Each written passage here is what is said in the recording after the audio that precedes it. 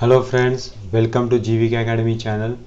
As we are discussing APPSC AE AEE previous years questions, today strength of materials complex stress part 2 we are going to discuss. Let's start the video.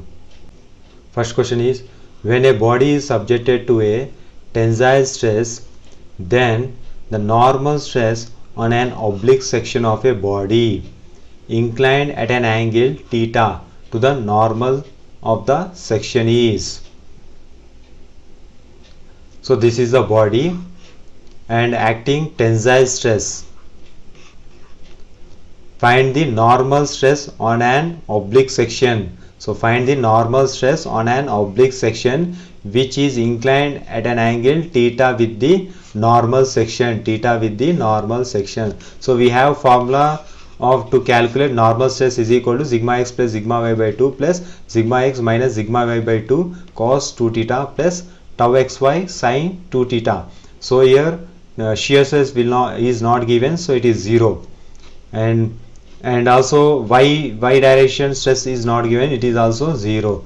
So if we solve this, we will get it as 1 plus cos theta 2 theta formula is 2 cos square theta. If we solve again, we will get it as normal stress is equal to sigma s cos square theta. So option B is the correct answer. So next question, maximum shearing stress plane are inclined at the following angle to the principal plane. So what is saying, maximum shear stress plane are inclined to the principal planes to how much angle? So let's suppose it is a body. Let's suppose this is the minor principal plane of the body and this is the major principal plane of the body. Let's assume any plane in this will be major and minor. Let's assume this plane is the minor and this plane is the major. The major and minor principal plane will be sustained at an angle of 90 degree. And there will be a 45 degree of angle to the principal planes and the maximum shear plane, and the angle between the maximum shear planes will be 90 degree. So to the principal plane and tau max plane, the angle will be 45 degree, and the principal planes and the two tau max plane, the angle will be 90 degree. So what he asking, maximum shearing stress plane and principal planes, the angle will be 45 degree. So option A is the correct answer. Next question, a solid cube is subjected to identical normal forces on all the faces. The ratio of volumetric strain to linear strain in any of the three axes. So what the question is saying, that there is a cube, identical normal forces are acting, x direction, y direction, z direction, say similar forces are acting. Then find the ratio of volumetric strain to the linear strain. This linear strain could be sigma x or not epsilon x or epsilon y or epsilon z. Let's find the epsilon x in the direction of x axis, epsilon x direction. So how will we find? Sigma x by E. Sigma x means sigma only, so minus nu into sigma y. So all directions similar stress is acting, that's why sigma by E minus nu into sigma by E. If you solve, we will get it as sigma by E into 1 minus 2 nu. Similarly, epsilon y and epsilon z also we will get is similar result. Then what will be volumetric strain? Volumetric strain is equal to sigma x plus sigma y plus sigma z. So if we keep all these values into here, we will get volumetric strain is equal to 3 sigma by E into 1 minus 2 nu. Then he asking ratio of volumetric strain to the linear strain. So volumetric strain is this, and linear strain, what he asking in the question, any of the three axes. So any of them is any x direction or y direction, z direction we should take, and if you solve it we will get it as the ratio is equal to 3. So option C is the correct answer. Let's see some special case. Why? Because here all the phases are acting with similar stresses, so in that only we have two cases, special case of Mohr circle we call. First case is hydrostatic tensile stress, means the body acting similar stress in x and y direction, then Mohr circle will be a point. There will be no shear stress in the body generate, and the principal stresses are equal to sigma. And B1 is hydrostatic compressive stress. In here the body is compressing from both the side with a similar magnitude. This is the hydrostatic compressive stress. So in this the Mohr circle will be like this in a negative direction. It is a point circle in a negative direction. So sigma 1 principal stresses will be equal to minus sigma, and there will be no shear stress. So note point is all planes in all direction are principal plane without shear. So in this body any plane you take, that will be the principal plane only. So next question, Mohr circle can be used to determine on an inclined surface. So this is a Mohr circle. These endpoints are called major principal planes. This is a minor principal plane and this is a major principal. Why I am saying this point is a plane? Because the any plane in the body, when we draw on the Mohr circle, the point will become the plane. This is not a point, this is a plane representing one plane from this body. So it is the principal plane, minor principal plane. This point represents minor principal plane, not point. Remember this. This is a major principal plane. We call in this here plane, but when coming to here the plane will become point. Remember this. And any oblique plane other than principal plane, any oblique plane will be there now. This will be represented here. This is one plane which is this is point is a one oblique plane which is at an angle theta, but in the Mohr circle it will become 2 theta.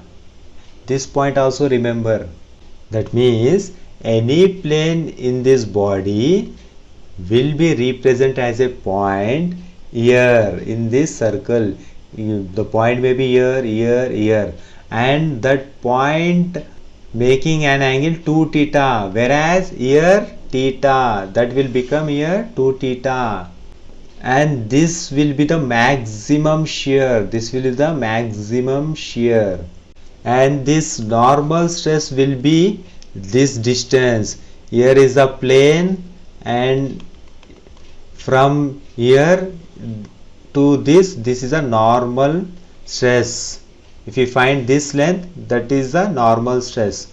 And on the oblique plane shear stress, how will be calculated? This distance is the shear stress on an inclined plane. This is a normal stress on an inclined plane. So from the Mohr circle we can find principal stress, normal stress and tangential stress. So all of the above we can find on an inclined surface. Any force, any stresses we can find with Mohr circle. So option D is the correct answer.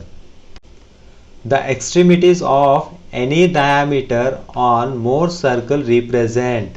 Here only we discussed that extremities, extreme point, these points represent minor principal plane and major principal plane. So represents the principal planes. Option A is the correct answer.